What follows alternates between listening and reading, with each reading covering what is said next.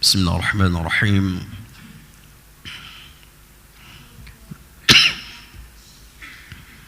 السلام عليكم ورحمة الله وبركاته. إن الحمد لله نحمده ونستعينه ونستغفره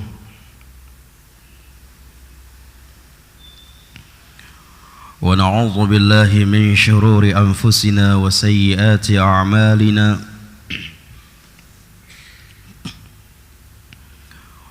من يهده الله فلا مضل له ومن يضلله فلا هادي له أشهد أن لا إله إلا الله وحده لا شريك له وأشهد أن محمدا عبده ورسوله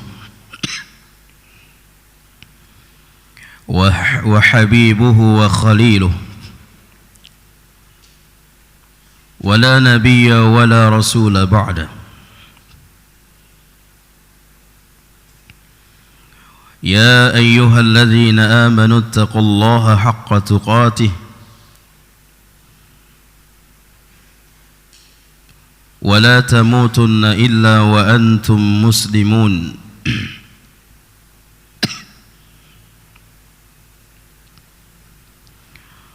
أما بعد فإن أصدق الحديث كتاب الله وخير الهدي هدي محمد صلى الله عليه وسلم وشر الأمور محدثاتها وكل محدثة بدعة وكل بدعة ضلالة وكل ضلالة في النار. أحبتي في الله رحمني ورحمكم الله.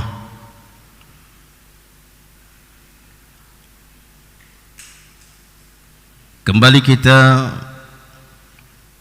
sama-sama mempelajari hadis yang ketujuh yang insyaallah untuk membahas hadis yang ketujuh ini kemungkinan terakhir. Setelah itu insyaallah kita masuk kepada hadis yang ke-8. Hadis yang ketujuh yang kita masih berada an-nasihat li'ammatil muslimin, nasihat kepada kaum muslimin secara umum.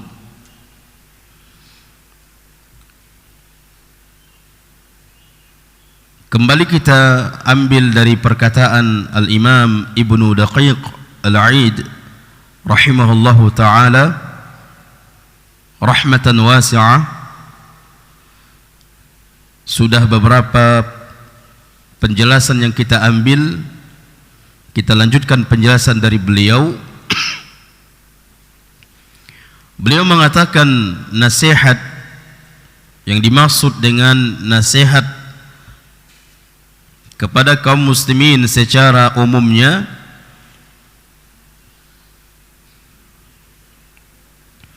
wa ay yuhibba lahum ma yuhibbu li nafsihi minal khair wa yakrahu lahum ma yakrahu li nafsihi minal makruh.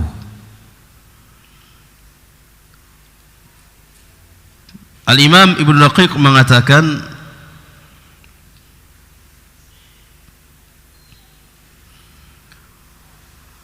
mencintai kebaikan-kebaikan untuk kaum muslimin sebagaimana diri mereka mencintai kebaikan, sebagaimana mencintai untuk diri mereka sendiri, dan membenci hal-hal yang buruk menimpa kaum muslimin sebagaimana dia sendiri membenci jika keburukan itu menimpa dirinya sendiri. Maka kita sangat menginginkan kebaikan kepada kaum muslimin, dan tidak kita inginkan keburukan yang menimpa mereka. Sebagaimana halnya juga kita menginginkan kebaikan untuk diri kita, dan kita tidak ingin keburukan yang menimpa kita. Maka hendaknya keinginan itu juga sama dengan kepada kaum muslimin. Sama halnya yang kita rasakan kepada kaum muslimin, sebagaimana halnya juga yang kita rasakan diri kita sendiri. Makanya subhanallah, dakwah sunnah, dakwah salaf adalah tujuan seperti ini. Kita ingin merasakan bagaimana hidayah itu yang begitu nikmat. Kita juga menginginkan agar mereka merasakan hidayah itu, agar mereka merasakan nikmat hidayah itu. Makanya kita mengajarkan, makanya kita mendakwahkan, karena kita sudah merasakannya. Begitu nikmat terjauh dari hal-hal yang bid'ah.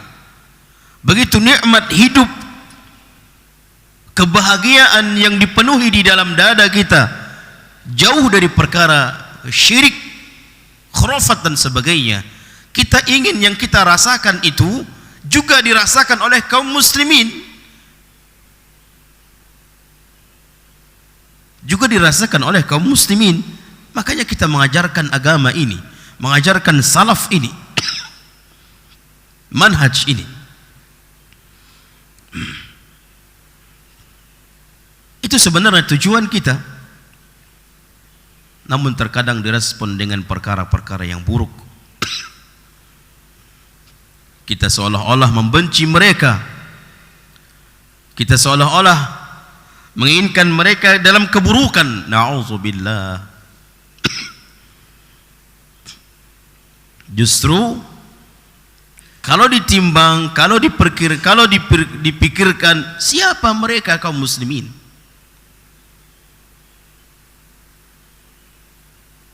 Mereka bukan siapa-siapa kita.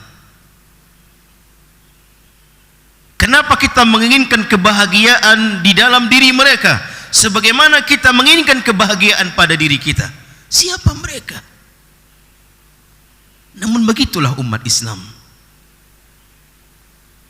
Makanya kata Nabi SAW, umat Islam itu bagaikan satu tubuh.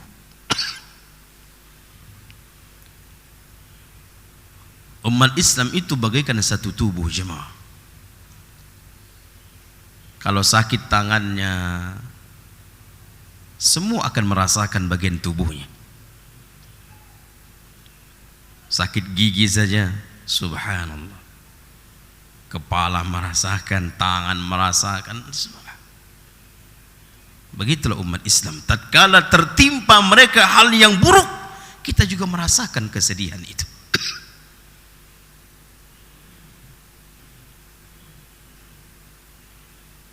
Sama halnya ketika kita melihat mereka melakukan perbuatan yang dilarang oleh Allah, dimurkai oleh Allah, bahkan perbuatan yang mereka lakukan menjerumuskan kepada finnar, ke neraka.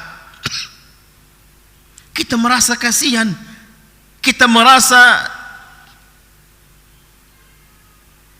agar mereka tidak tertimpa hal itu, maka kita nasihatkan, kita nasihati, kita sampaikan. Subhanallah. Apalagi sekarang terlalu mudah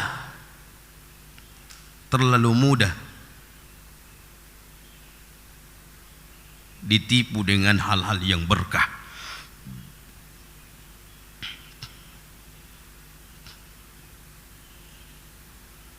Masuk ke sebuah lorongan, masuk ke sebuah gua. Di sini tempat duduknya wali, maka mereka usap tempat itu, tabarruk dengannya supaya berkah. Ini minuman wali, bekas minuman wali, lalu mereka meminumnya, mengambil berkah. Subhanallah. Maka subhanallah, inilah umat Islam, inilah yang dikatakan oleh Al-Imam Ibnu Daqiq, wa ayyuhibba lahum ma yuhibbu li nafsihi minal khair. Seharusnya sesama umat Islam itu menginginkan kebaikan yang datang kepada mereka sebagaimana diri mereka menginginkan itu. Wa yakrahu lahum ma yakrahu li nafsihi minal makruh. Dan umat Islam, sesama umat Islam tidak menginginkan keburukan yang menimpa kaum muslimin sebagaimana diri mereka sendiri tidak menginginkan keburukan itu. Makanya kalau ada umat Islam yang tertindas, umat Islam yang diperangi, kita umat Islam yang di sini merasakan aman, cuman tetap merasakan apa yang sebagaimana yang mereka rasakan dari kesedihan, sehingga dengan ada perasaan seperti itu, lalu kita pun mengucapkan doa untuk mereka. Namun na'udzubillah, kalau seandainya perasaan itu tidak ada, na'udzubillah, umat Islam dibantai, dia merasakan, tak ada merasakan apa-apa. Umat Islam dibunuh, dia tidak merasakan apa-apa. Muslimah yang didonai, dia tidak merasakan apa-apa. Na'udzubillah.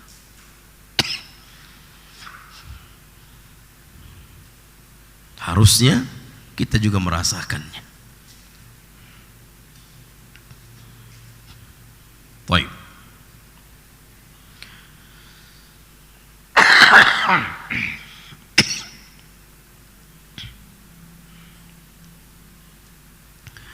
Kemudian dikatakan oleh Al-Imam Ibnu Daqiq, wadzabbu an amwalihim wa a'radihim wa ghairi dzalika min ahwalihim bil qawli wal fi'l.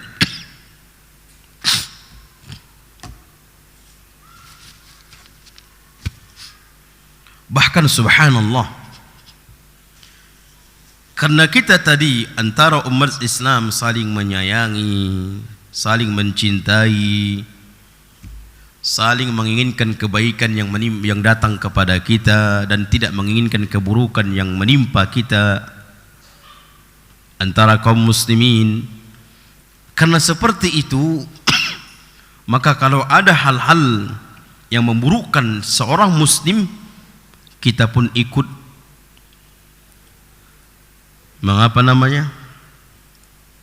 kita pun ikut membelanya. Wadzabbu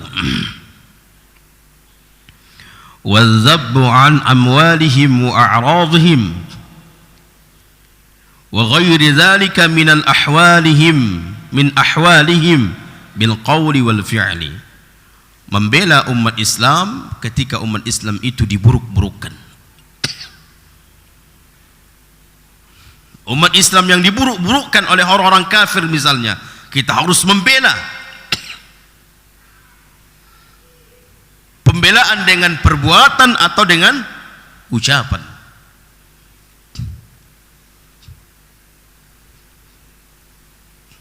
Kita membela mereka.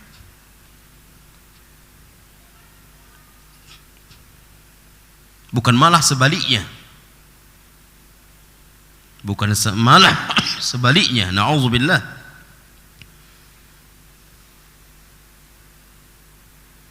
Makanya sebuah perkara dosa besar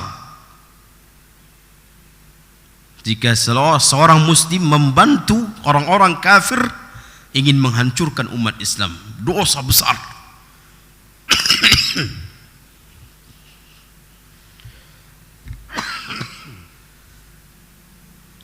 Bahkan kata Nabi SAW, ada 7 perkara yang bisa menghancurkan dirinya.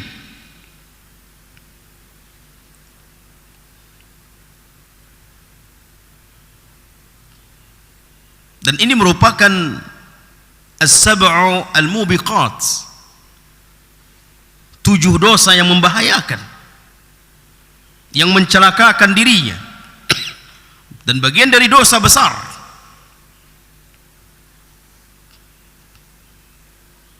Dia membela orang kafir,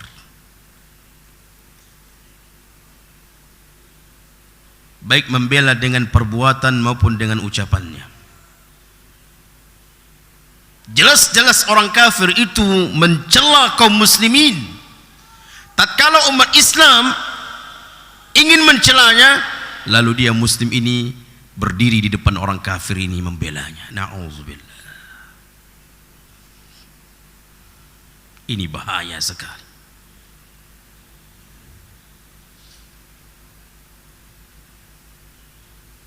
Ini bahaya sekali.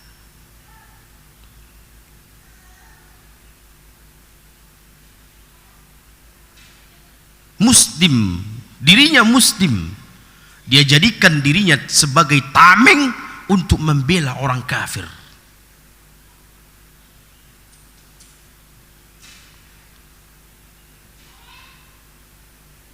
Ini bahaya sekali.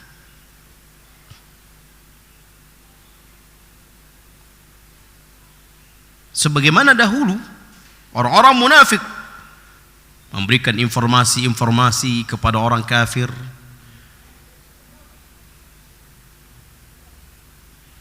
di mana posisi mereka kaum muslimin, para sahabat, berapa jumlah mereka, diberikan informasi.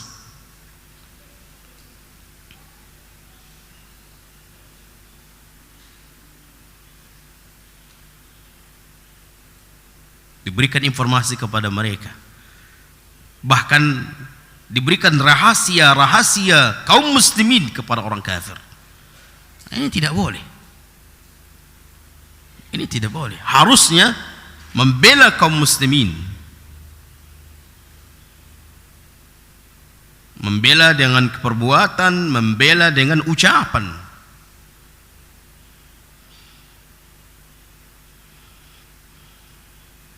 Na'udzubillah. Maka siapapun dia muslim, ketika ada orang lain yang misalnya yang menghinakannya,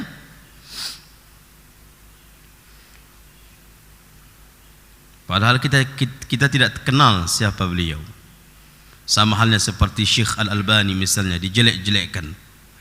Syekh Albani muslim, maka kita membelanya.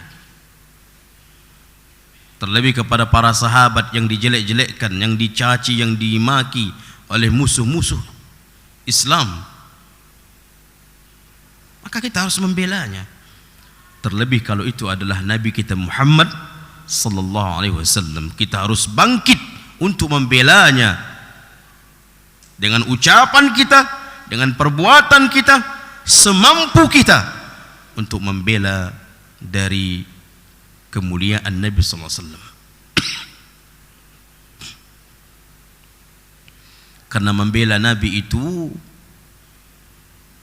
baik ketika Nabi masih hidup maupun Nabi sudah wafat, kita wajib membela Nabi sallallahu alaihi wasallam.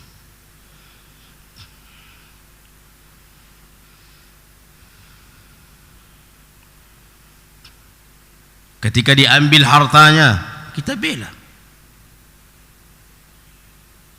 Ketika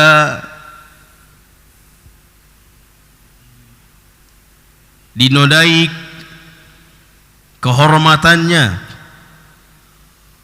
wa a'radihim,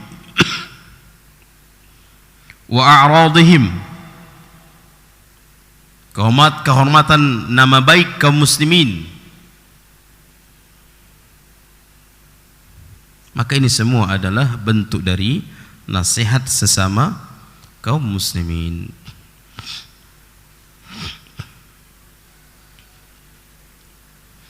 Kemudian yang terakhir kata Al-Imam Ibnu Naqiq,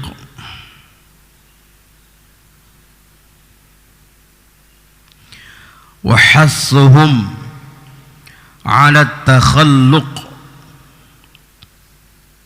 bi jami'i ma dzakarnahu min anwa'in nasihah.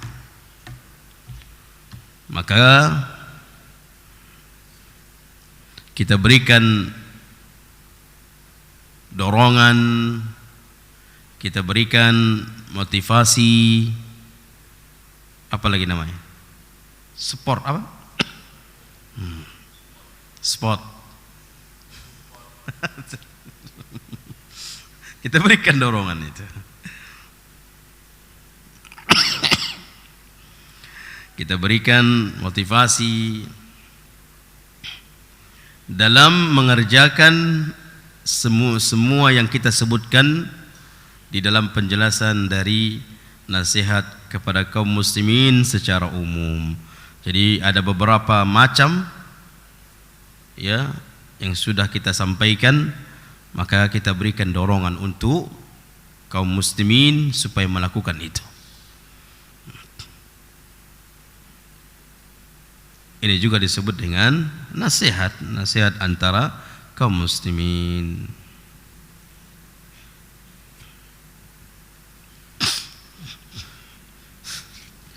Kemudian terakhir,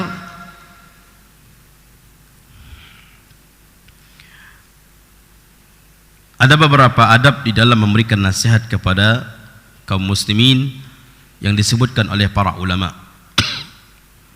Jadi ketika kita memberikan nasihat kepada kaum muslimin, ada beberapa adab yang disebutkan oleh para ulama. Yang pertama, ketika kita memberikan nasihat kepada kaum muslimin, hendaklah dengan cara sembunyi-sembunyi. Dengan cara sembunyi-sembunyi, jangan terang-terangan. Terkadang ada seseorang itu tidak menerima nasihat dari kita karena terang-terangan, tidak mau dia dijatuhkan, tidak mau dia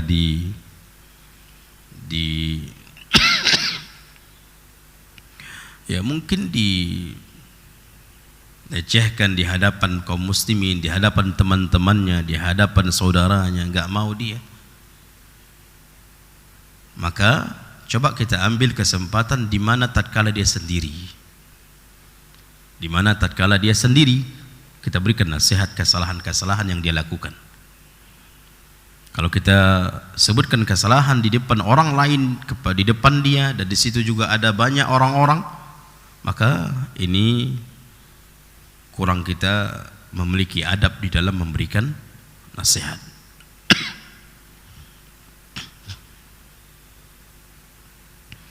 Makanya ada bahasa kita apa? Empat mata ya. Kita duduk bersama dengan dia sendiri. Kemudian juga yang kedua, ketika kita memberikan nasihat adalah dengan kelemah lembutan. Kelembutan, kemudian kita pilih, terlebih kalau yang kita nasihati itu lebih tua dari kita atau lebih mungkin berpengaruh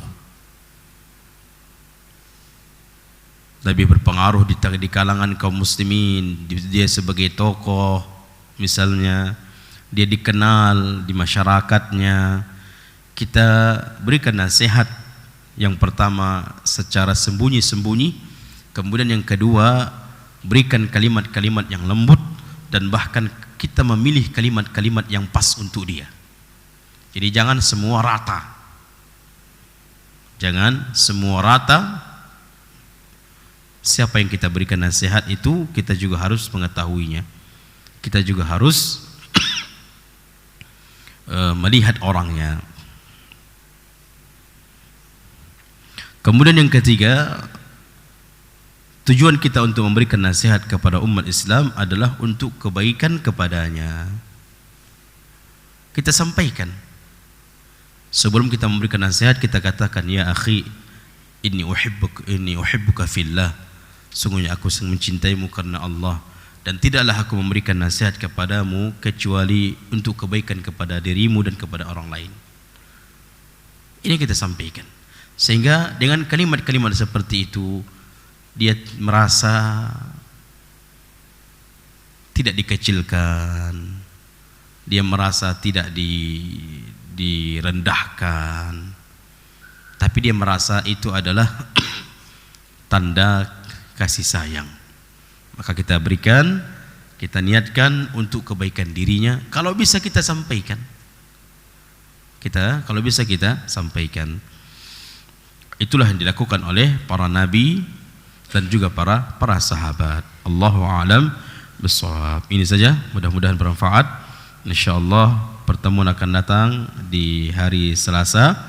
Kita masuk ke hadis yang ke-8 insyaallah. Hadis yang ke-8, hadis yang bercerita tentang haramnya darah dan harta kaum muslimin. Kita tutup dengan doa kafaratul majlis. Subhanakallahumma bihamdika asyhadu an la ilaha illa anta astaghfiruka wa atubu ilaik. Akhiru dawana alhamdulillahi rabbil alamin. Wassalamu alaikum warahmatullahi wabarakatuh.